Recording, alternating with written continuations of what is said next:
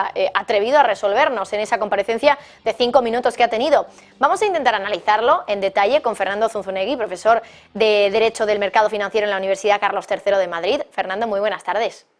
Buenas tardes, Marta. Un placer estar con vosotros. Bueno, vamos a intentar ir un poco en orden cronológico. Estos días hemos estado hablando de cuáles han sido las causas, ¿no?, de la situación, de lo que ha llevado a la caída de Silicon Valley Bank, pero ¿por qué ha empezado todo? Porque al final todo viene de esa fuga de depósitos que hemos tenido en los últimos días. Hemos contado también hoy al principio del programa que Silicon Valley Bank hizo crecer sus depósitos en un 600% en los últimos 3 años, mientras que en Estados Unidos en completo, en su conjunto, pues habían crecido en torno a un 40%. Así que claro, el crecimiento que había tenido los depósitos de Silicon Valley Bank era muy importante, pero ¿por qué pudo haber también en este banco esa fuga tan importante de depósitos que le llevó finalmente a vender esos bonos con pérdidas y a lanzar esa ampliación de capital que ha acabado en desastre?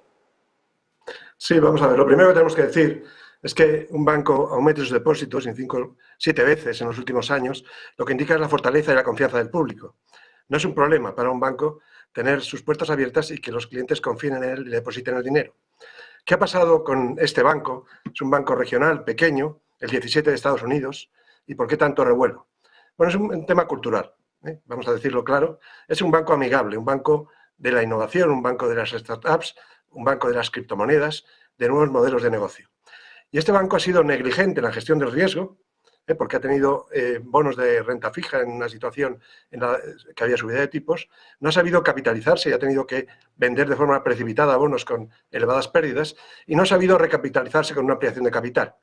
Pero también han sido negligentes los profesionales, empresas que han dado lugar a esa subida de los depósitos. Démonos cuenta que es completamente atípico que también en Estados Unidos que el 96% de los depósitos de Silicon Valley Bank fueran no garantizados por el Fondo de Garantía de Depósitos estadounidense FDIC. Es decir, que eran superiores a 250.000 euros, que es la garantía de depósitos. Eran profesionales, eran empresarios.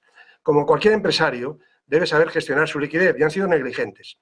Podrían haber utilizado deuda pública, podrían haber repartido sus depósitos en los miles de bancos que hay en Estados Unidos, podrían haber comprado fondos del mercado monetario y no lo han hecho. Es un tema cultural. Ellos se encontraban cómodos en este banco amigo de las tecnologías y se encontraban políticamente cómodos. Hay que recordar que el consejero delegado de este banco, de Silicon Valley Bank, participó en unas comparecencias en el Congreso de Estados Unidos y consiguió que se flexibilizara la normativa de solvencia para bancos regionales como este tipo de bancos. Y de tal forma que no se sometían a test de estrés y si no alcanzaban 250.000 millones en balance, no tenían una supervisión prudencial equivalente a la gran banca. Y esta flexibilización, esta forma de ver de forma abierta a la innovación, de primar el capital riesgo, es lo que ha dado lugar a esta crisis. Es una crisis cultural. Claro, otra de las interpretaciones que saco de todo esto es cuál es el motivo de esa fuga de depósitos. Entiendo que al final, sin entrar en las particularidades del banco, tiene mucho que ver la situación actual de subida de tipos, subida de rentabilidades de los bonos, unos bonos que están dando en torno a un 4 o 5% de rentabilidad, bonos de Estados Unidos súper seguros, o al menos eso por lo menos es lo que cree el mercado, ¿no? Claro, no sé cuánto estaban dando los depósitos de Silicon Valley Bank, pero probablemente estuvieran dando menos que ese 5%. Entonces entiendo que ese pudo ser uno de los motivos que hubiera llevado a esa fuga de depósitos, pero claro, entiendo también que no será una situación exclusiva de Silicon Valley Bank, que habrá muchísimos bancos en todo el mundo, y sin ir más lejos aquí en España, que apenas están dando rentabilidad en los depósitos, con lo cual, una de las lecciones que sacamos es que los bancos deberían haber remunerado los depósitos, bueno, pues igual que los tipos han subido, también aumentar esa remuneración, ¿o no tiene tanto que ver, Fernando? No tiene nada que ver. No tiene nada que ver, no ha sido la razón de ir a comprar deuda pública lo que ha dado lugar a esta crisis. Como todas las fugas de depósitos, tienen lugar por una falta de confianza. ¿Y por qué esa falta de confianza?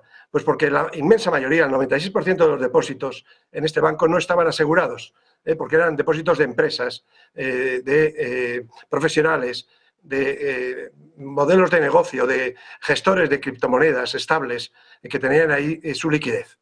Y por tanto, ante esta falta de confianza, ante el riesgo de que hubiera una crisis y no estar asegurados es lo que les ha llevado a retirar depósitos en forma masiva. Ese 25% que tuvo lugar el viernes, justo antes de que fuera intervenido por el seguro de depósitos americano, por la FEDIC. Luego, nada tiene que ver la remuneración en este caso. No se trata de acudir a un producto más rentable, se trata de un tema de falta de confianza ante unos productos no asegurados y la posibilidad de retirarlos de forma inmediata. Por cierto, también, Fernando, hoy te leía en Twitter y hacías una reflexión bastante interesante, que es, al final, todo el que es partidario del mundo cripto, mundo descentralizado, sin bancos centrales, que puedan meterse un poco en lo que es el funcionamiento del mercado. Esto, teniendo en cuenta esta situación, lo que ha pasado, que ha tenido que salir Estados Unidos a rescatar, entre comillas, a todos los depositantes, ¿nos hace ver que un mundo descentralizado, como esperan aquellos que están más a favor de las criptomonedas, no sería posible o podría ser un gran desastre? Bueno, esto es un gran fracaso de los entusiastas de las criptomonedas. Son personas ultraliberales que han luchado contra los bancos centrales, han querido crear un sistema financiero paralelo y ahora, durante todo el fin de semana, han estado ante las autoridades pidiendo ser rescatados y al final lo han conseguido. Las autoridades han sobreactuado en una crisis regional que, como estamos viendo ahora ya en las bolsas de Estados Unidos, no era necesario adoptar este tipo de medidas. Y debía haberse sacrificado a estas personas negligentes en la gestión de su liquidez. ¿Qué ha ocurrido? Pues que lamentablemente se ha rescatado al mundo cripto. Por eso sube Bitcoin, por eso suben las criptomonedas. Toda esa infraestructura de innovación, de riesgo que rodea a Bitcoin y a las demás criptomonedas se ve con el respaldo del prestamista de última instancia. A partir de hoy saben que si hay beneficios se van a apropiar de ellos y que si hay pérdidas las van a colectivizar y que van a recibir ayuda de los demás. Se dice, así lo ha dicho Yellen, lo ha dicho también Biden, que no hay rescate público, por supuesto que hay rescate público. Se va más allá de la totalidad de los depósitos, por encima de los 250.000 garantizados, sino que se ha creado un fondo inicial de 25.000 millones de dólares para ayudas a estas empresas. Luego estamos hablando de un rescate del mundo cripto, y de ahí que estén excitados y ahora subiendo las criptomonedas, sabiendo que si tienen beneficios van a ser para ellos y si hay pérdidas se va a colectivizar.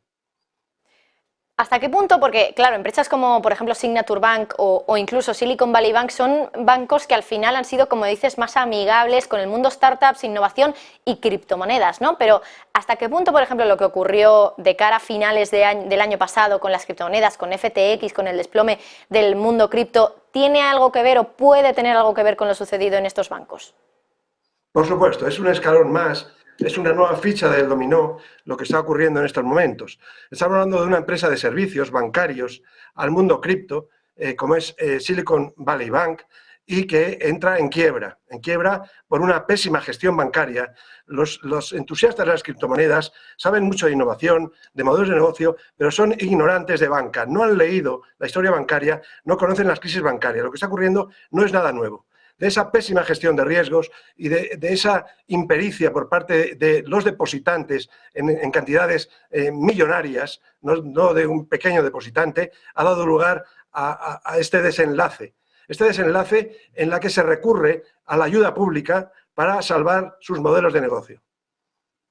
Fernando, me parece interesante lo que dijiste antes, ¿no? Que se ha rescatado al mundo de las criptomonedas, pero claro, me parece difícil entenderlo desde el espectro un poco de que al final a las autoridades tampoco les interesa, ¿no? Que las criptomonedas al final sean las ganadoras de todo esto y no el sistema bancario, que es el sistema que pueden controlar en un sistema centralizado. Entonces, ¿por qué se puede haber querido rescatar al sistema cripto, como dices tú, al mundo cripto? Bueno, el rescate es por conflictos de intereses, por el lobby de California y por salvar a personas y a empresas que están en este mundo de la innovación, que es capital riesgo, y si no se acierta, se pierde el dinero. Eso lo sabe cualquiera que está en capital riesgo y ahora no han acertado y no van a perder su dinero. Pero el resultado de todo esto es una integración. Ya a partir de ahora no podemos hablar que hay un modelo alternativo. Ese modelo alternativo ha fracasado. Ese modelo alternativo tiene que recurrir a los bancos centrales, al rescate público para sobrevivir. Luego ahora ya no podemos hablar de dos modelos de negocio financieros. Hay unas únicas finanzas, todas integradas en un sistema que es el general. Y el paso siguiente es que hay que regular el mundo cripto del mismo modo que se regulan las finanzas. Por tanto, hay que extender la regulación financiera a todo el negocio de las criptomonedas. Pues Fernando Zunzunegui, profesor de Derecho del Mercado Financiero en la Universidad Carlos III de Madrid. Muchísimas gracias. Un placer, Marta. Buenas tardes. Igualmente, gracias Fernando. Y por cierto, hablando de criptomonedas,